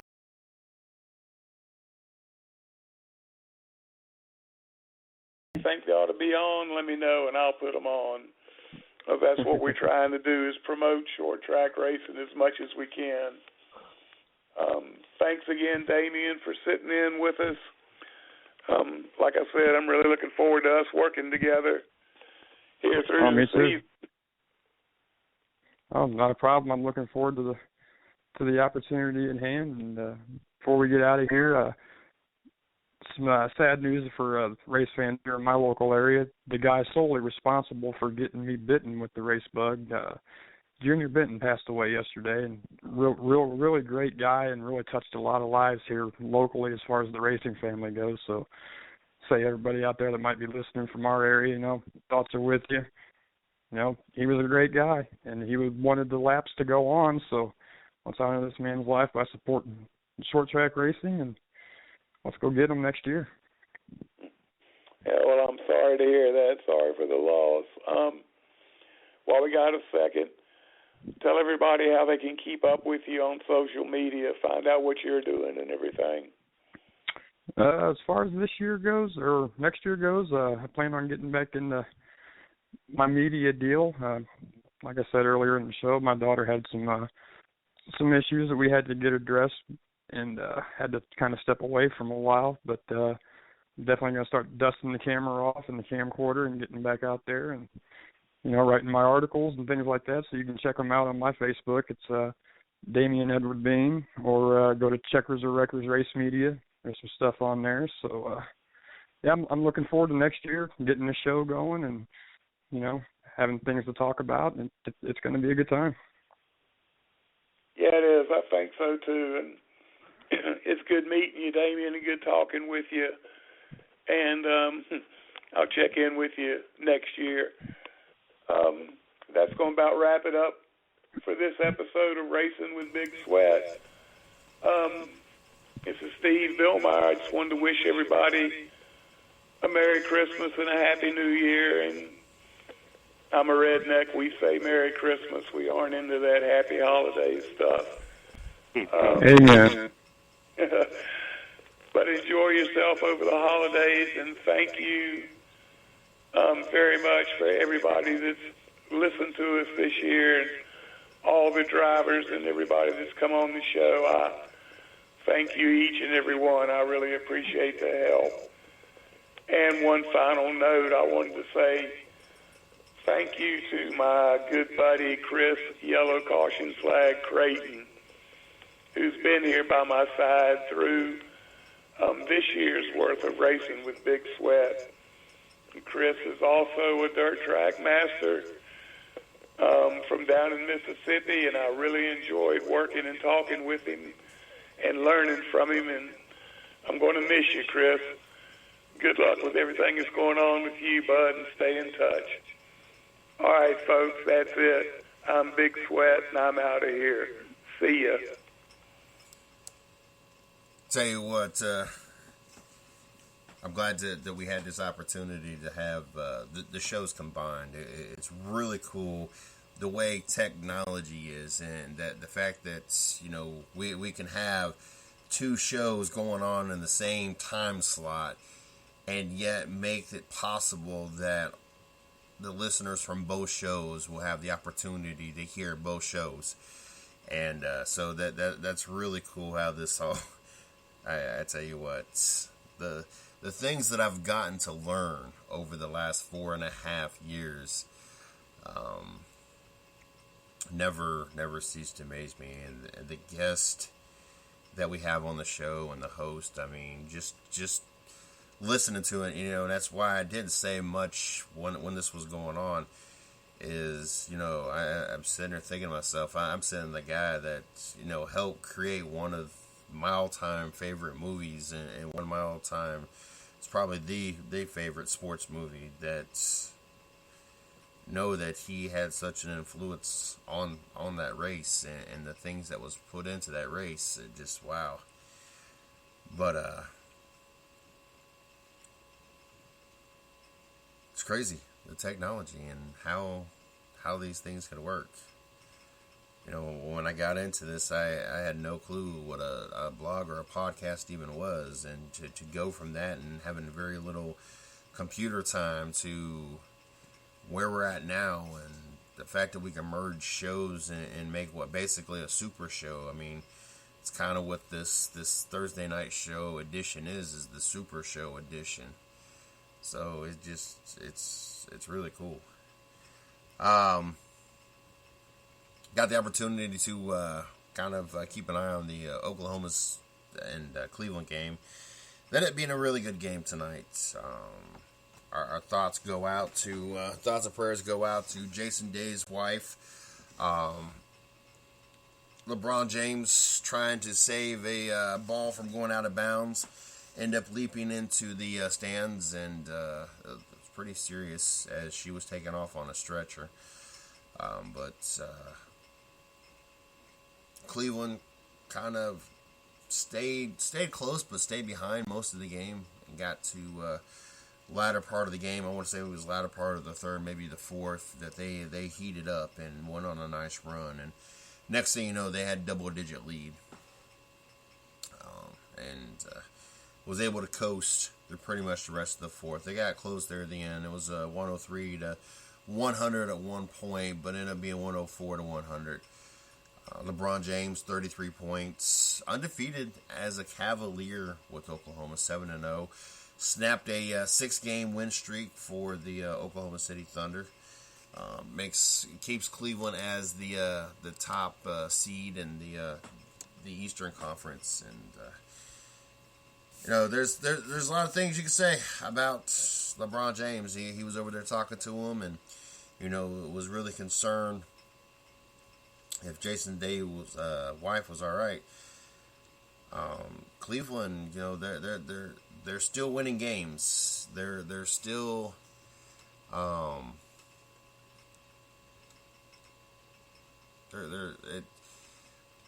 know a lot of people are trying to compare the Cleveland Cavaliers to the Golden State's run, and you really can't compare any team to Golden State's run. And, that's kind of where we're at now, and that's what people are going to compare. And it's crazy, talk about comparisons, I got to see earlier Charles Barkley's comment talking about the Chicago Bulls, that the year they went 72-10, and has all the confidence in the world that Chicago Bulls team would make that Golden State team regret even being on the same court. I mean, it was all but very convincing how he felt. Talking about this little team. It would be interesting. There's certain matchups out there in your lifetime you wish that you could see. And that would definitely be a matchup, to have that Chicago Bulls team against this Golden State team. And to see who would win one game, and even more, a game of seven, a best of seven. That would be a really, I think, the fun thing to watch. Cleveland goes to 17-7, 4-game win streak. Like I said, still on top of the Eastern Conference. So Houston and LA played. It was another good game. I got to catch most of that. Houston ended up winning by 20 points, 107-87. Toronto and Charlotte going to overtime. And Charlotte was able to come victorious, 109-99. Both Jeremy Lamb of Toronto and Jeremy Lin of Charlotte both had great nights tonight. It was good to see both of these players be able to step up and put a good performance before. But yeah, so I'm still sitting there thinking about, I grew up watching those Bulls teams. And how cool it would be to have the opportunity to see who would win between that Bulls team and this Golden State team. Yeah, that Bulls team was something else. Don't get me wrong, that this Golden State team definitely fierce, and definitely a team to be scared of. But I don't think quite to the caliber that Chicago Bulls team was. Also making news, and interesting news, is Iman Shumpert Thursday night helped deliver his child. Thought that was interesting. His fiance went into labor at their home and didn't have time. I had the opportunity to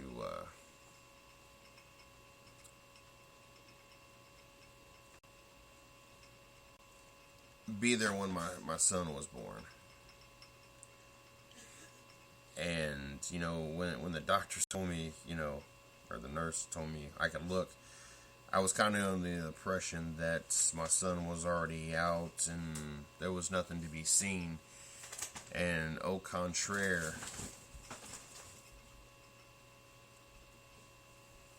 to the reality of it, and he was not all the way out, and there was still things out of places that they weren't supposed to be out of. And just thinking about what I seen, don't get me wrong, it's one of the most precious and beautiful things a person can witness, the birth of their child. But I also know how disturbing that was. And so I can only imagine not only having to see something very similar to it, if not even more disgusting. You got a human being coming out of, but also knowing that the complications that could happen, and what happens, if the umbilical cord was wrapped around the neck, or just all the what ifs. And Iman Shumpert is the one that's down there, and that's got to be a very scary moment, knowing that both these, your fiance and your child's life are depending on you. Yeah, that's some craziness right there. I don't think I could ever imagine what it would be like to be down there trying to do that. Cavaliers guard Iman Shumpert showed he has more than basketball skills by calmly delivering a baby girl when his fiancee unexpectedly went into labor. According to Shumpert's fiancee, R&B singer Tiana Taylor, the couple welcomed their daughter Wednesday morning in their bathroom at home. Taylor posted on her Instagram account that she didn't realize she was in labor, and Shumpert, playing doctor, helped deliver the baby with his bare hands. Taylor said Shumpert tied a pair of headphones around the umbilical cord while they waited for the ambulance to arrive. I mean, just thinking about that, and like I said, all the what ifs.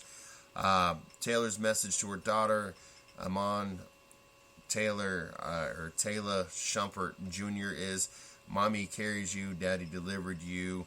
Hashtag meet the parents. We love you, baby girl."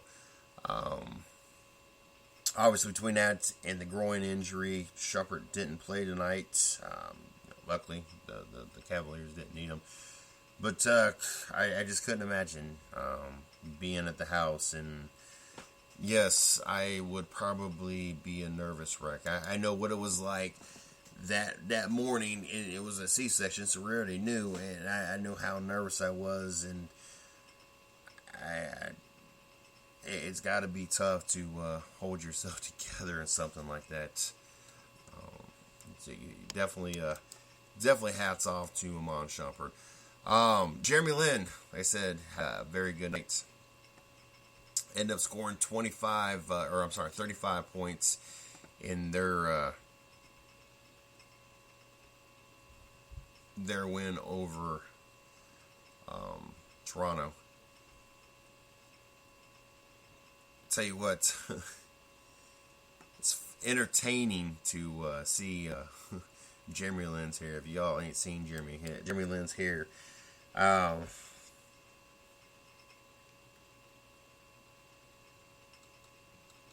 don't know. I would think it would throw you off balance. The mohawk that he has going on. I believe those spikes got to be about a good 10 inches off the top of his head. I wonder if that's got to be an adjustment to going when he first came in the league with the short hair to having hair spiked up high enough you could almost have him in ponytails. I mean, Jeremy Lin finally got a chance to show the Charlotte Hornets what Linsanity is all about. This was only his second actual start, making his second start as the Hornets.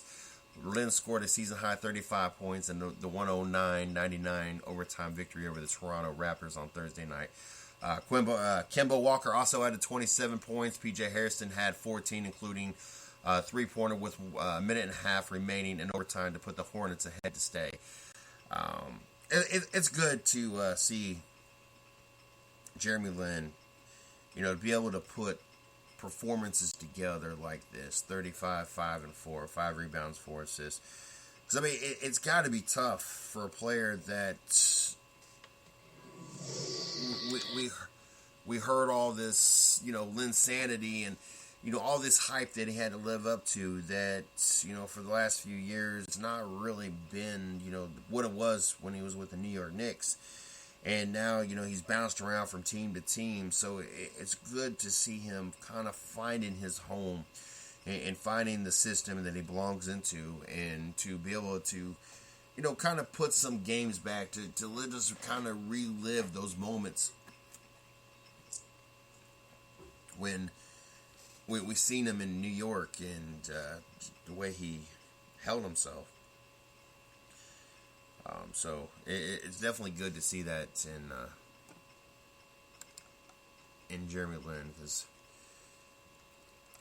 you get a lot of players that they kind of one and done, and it was looking like that's where Jeremy Lin's career was going, and I know that there had to be a few times in the back of his head, am I going to find that team? Am I going to get another opportunity to kind of relive and show the players, show the other team, show the owners, show the coaches that there's still something there. So good to see he had a good game. Also, we had Tampa Bay and St. Louis tonight, and I get to start off the week 1-0, thank God. St. Louis victorious over the Tampa Bay Buccaneers, 31-23, putting both of these teams at 6-8. Obviously, Tampa Bay really needed to win this game to go 7-7 to keep their wild card hopes alive. Now, obviously, they're not out of it still, but now things are getting really, really tough. These 6-8 teams are about to no longer be mathematically it's still in it, and after this weekend, there's probably going to be a few of the 6-8 teams that are not going to be eligible no more, as long as Seattle wins and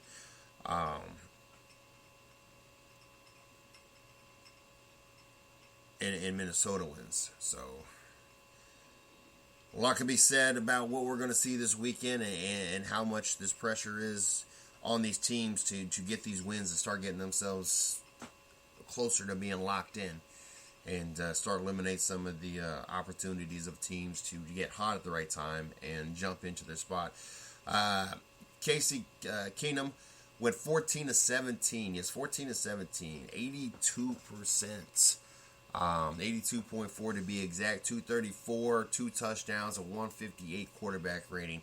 One of couple reasons why the St. Louis Rams was able to be victorious, especially since the fact that Tampa Bay almost had 200 yards, total yards more than the St. Louis Rams. But we'll get into that here in a second.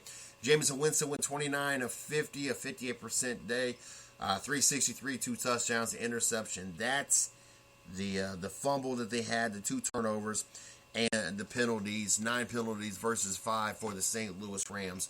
Key things that really hurt the Tampa Bay Buccaneers tonight. As like I said, total yards 509 to 319. Tampa Bay had almost 200 yards. Had the ball, time of possession longer, more first downs. Was better on the third down efficiency. There was a lot of things about Tampa Bay that they did right tonight, but the 2 turnovers and the fact that St. Louis's quarterback was game managing very well, only having 3 incomplete passes, obviously helped prevent the Tampa Bay Buccaneers to going 7-7 and really kind of keeping their playoff hopes alive. Doug Martin, 91 yards on 18 carries, had a pretty good night. Todd Gurley, not so hot tonight, 21 carries, only 48 yards, 2.3 yards a rush. Did get into the end zone, though. Mike Evans, 9 catches, 157 yards. Had a really good afternoon for himself. St. Louis, Kenny Britt, 2 catches, 71 yards for a touchdown. Jared Cook, 4 catches, 64 yards. And Taven Austin had 3 catches for 41 yards. St. Louis, like I said, got to win, keeping their slim chances alive. Tampa Bay, the loss, they still have the same chances with the same record, but just barely keeping it alive. Like I said, this weekend, a lot of those teams are going to start being eliminated. These two could be 2 of those teams that get eliminated. We'll definitely see. Tomorrow night, I will be going through the rest of my picks for the rest of the week. Looking forward to talking about that. Talk about the bowl games that we got coming up. As a matter of fact, bowl games kick off tomorrow. So definitely be looking forward to talking about that. We got some Major League Baseball news that we got to be jumping into. And NBA is we got a handful of games going on tomorrow night that'll definitely be having our attention and giving us something to talk about. Make sure that you guys check us out on Facebook. You can follow me at CJ Sports 1. You can follow the 110 Nation at 110 Nation. Don't forget, you can check us out on Facebook. Like my fan page, Mr. CJ Sports, the 110 Nation's fan page, 110 Nation Sports. Also, you can check out our company site, www.the110nation.com. You can check out our blog site, www.the110nationsports.com. Don't forget the 110 Nation Sports Show, Monday through Friday, 9 p.m. to 11 p.m.